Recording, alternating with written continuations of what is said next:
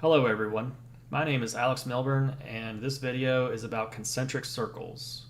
This concept was not developed by me, rather it was developed by a Mr. Dickie Foster of the Old Dominion Athletic Conference. So the first question one may be wondering is, what are concentric circles? And concentric circles are circles with a common center.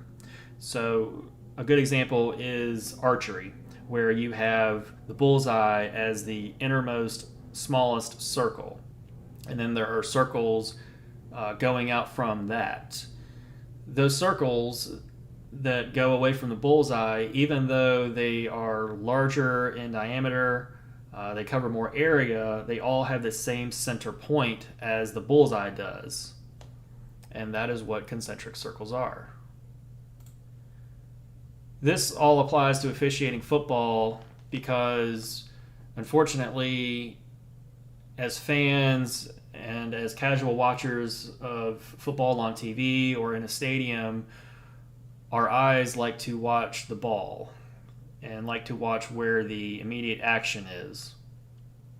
Well, as officials, given that there's 22 players on the field, we need to make sure that we are not all watching the ball. We are watching our respective areas, and we want to make sure that players away from the ball don't do something illegal. And so by applying this concept, it will vastly improve an official's off-ball responsibility. If you think about it, really, 2, maybe 3 in some situations, 2 or maybe 3 officials should be watching the football on any given play. And then when you apply this concept correctly, all areas of the field are covered. Some key points to remember, however, going through this concept is that officials ultimately have responsibility for their areas of coverage on every play. A good example is the referee. In our examples, we'll go over the referee and what their circle may be in a given situation. But of course, the referee ultimately has the responsibility of the quarterback and has to make sure that the quarterback is not threatened or something happens to the quarterback that they may not see. So just putting that disclaimer out there.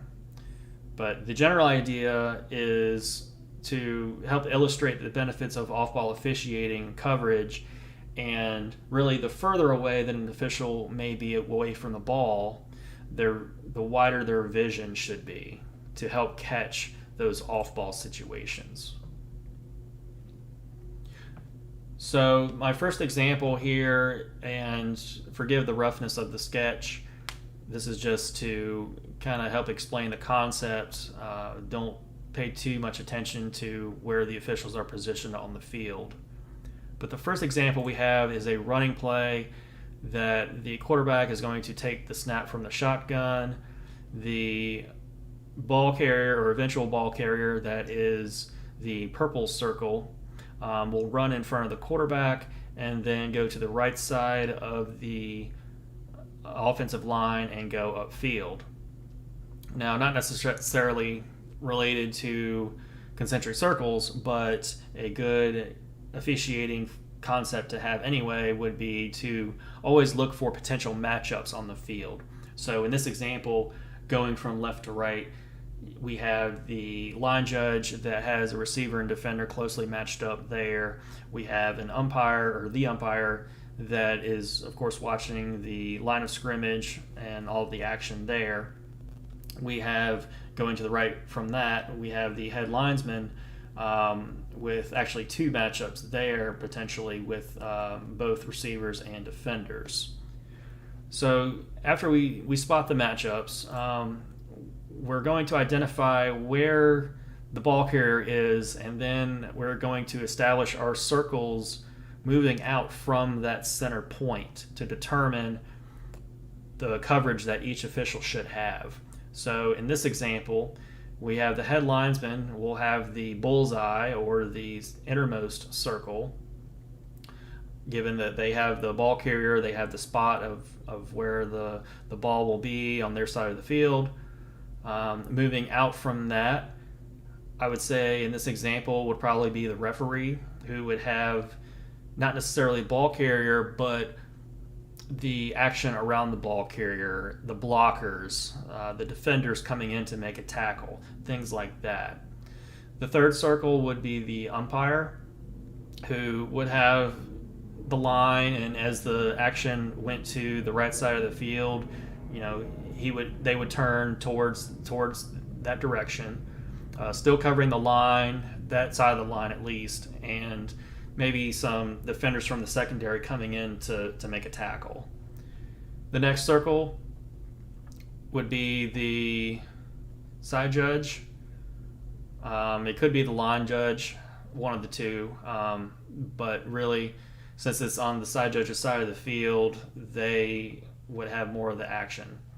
So they're covering, the secondary coming in, making sure that they are all legal and there's nothing going on there. The fifth circle, more than likely, would be the line judge with the matchup that they have on their side of the field, and then watching the action from afar. And finally, the field judge would have the outermost, widest vision of all of the officials on the field, given how far they are away from the immediate action, making sure that nobody does anything silly. Our next example is going to involve a pass play. With the same formation, again, the quarterback is in the shotgun and is going to take the snap. He is highlighted as the purple circle, and he is going to throw it to the X indicated in the top right of the screen. Now, just like the last example, we want to identify our matchups indicated in gold. We see that starting over on the left at the field judge position, they will probably have a matchup of defender and receiver downfield as the pass play develops. The line judge will initially have the matchup of the defender and lineman on the line of scrimmage, and then later on, as the play develops, the back and the defender. The umpire will have several matchups like they normally do in the middle of the field, or rather in the middle of the line. The next matchup going to the right of that would be the two receivers and defenders together. And finally, the side judge, where the ball is being thrown, will have the matchup of the receiver and defender. So identifying the concentric circles here, the side judge will have the innermost circle, since the ball will be thrown into their area, so they will have the receiver and the defender. The head linesman will have the second circle, will help the side judge on the catch, of course. Again, we don't want to not do any mechanics, helping out with the catch or helping with our partners, but they will also have the area around the innermost circle, so the defenders or receivers that may be also coming in to the action. The next circle will be the umpire, who will have the area outside of that with any other defenders in the area approaching the action, or if they're just standing out in the middle of the field seeing what's going on. It's good to have eyes on that just to make sure they don't do something silly. The next circle would be the referee, who again has to watch the quarterback, but has a lot of the action behind the line and make sure that nothing crazy is going on over there. The fifth circle on the other side of the field would be the field judge, and they will have that eventual matchup with the receiver and defender, so they need to make sure that everything is okay there. And then finally, the line judge will have the action furthest away from the ball, and should be covering all of the field. So some key points to remember. Again, I highlighted this before, but it's good to repeat it. This concept should not take away from your responsibility of covering your areas on every play. It's just to help illustrate the benefits of off-ball officiating and coverage. And again, the general idea is that the further away you are from the ball, the wider your vision should be.